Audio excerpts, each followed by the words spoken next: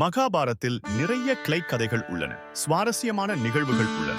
அவற்றுள் இந்த கதையை அதிகம் பேர் அறிந்திருக்க மாட்டார்கள். அர்ஜுனன் ஒரு நாள் கண்ணனை பார்த்து கேள்வி ஒன்றை கேட்டான். என் அண்ணன் தர்மன் தர்மம் செய்வதையே தலையாய கடமையாக கொண்டுள்ளான். கேட்பவர்களுக்கு இல்லை என்று மறுத்ததே இல்லை. ஆனாலும் எல்லோரும் கர்ணனை தான் வள்ளல் என்று புகழ்கின்றனர்.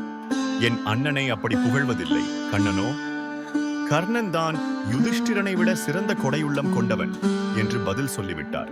என்ன நீயும் அப்படியே சொல்கிறாய் என்று டிசப்பாயிண்ட் ஆனான் பார்த்தன். நிரூபித்து காட்டவா என்று சேலஞ்ச் செய்தார் கிருஷ்ணர். ஆடாம ஜெயிச்சோமடா என்று பாரத யுத்தத்தில் தேர் ஓட்டிக்கொண்டே தர்மத்திற்கு வெற்றி தேடி தந்தவர் பகவான். ஒரு சின்ன விவாதத்தில் தன் பாயிண்டை நிரூபிக்க மாட்டாரா என்ன?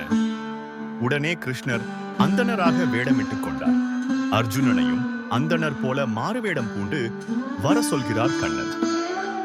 கர்ணனிடம் பாரத யுத்தத்தில் அவன் செய்த தர்மத்தின் பலனை தானம் கேட்க மீண்டும் அந்தணர் வேடம் தரிப்பதற்கு இது முன்னோட்டமோ என்னவோ? ஏற்கனவே அர்ஜுனன் சுயம்வரத்தில் திரௌபதியை வெல்லும் போது அந்தணர் வேடத்தில் தான் இருந்தான். அதனால் previous experience அர்ஜுனனுக்கு துணை நின்றிருக்கும்.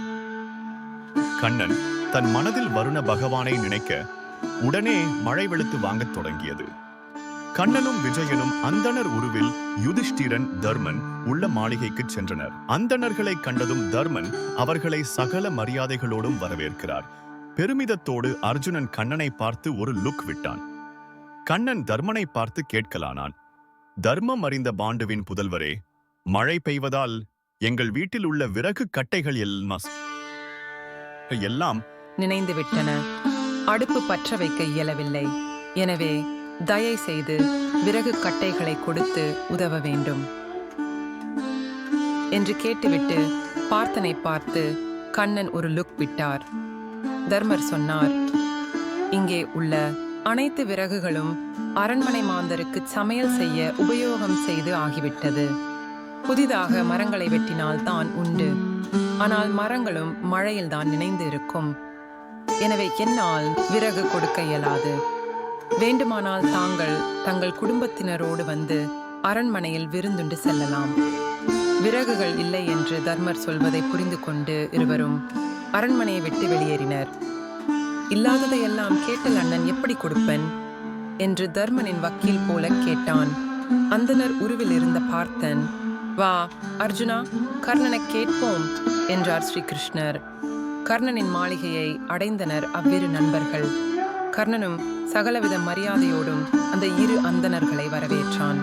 மன்னா, மழையில் அனைத்து விறகு கட்டைகளும் நினைந்து விட்டன. எங்கள் வீட்டு அடுப்பு எரிய விறகு கட்டைகள் கொடுத்து உதவ வேண்டும் என்று அர்ஜுனன் கர்ணனை பார்த்து கேட்டான்.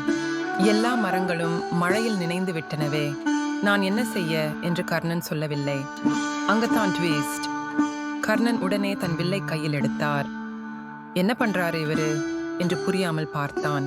அம்பை நானிலேற்றி அந்த அரண்மனையில் உள்ள கதவுகளையும் ஜன்னல்களையும் நோக்கி செலுத்தினார். அனைத்தும் கீழே உடைந்து விழுந்தன.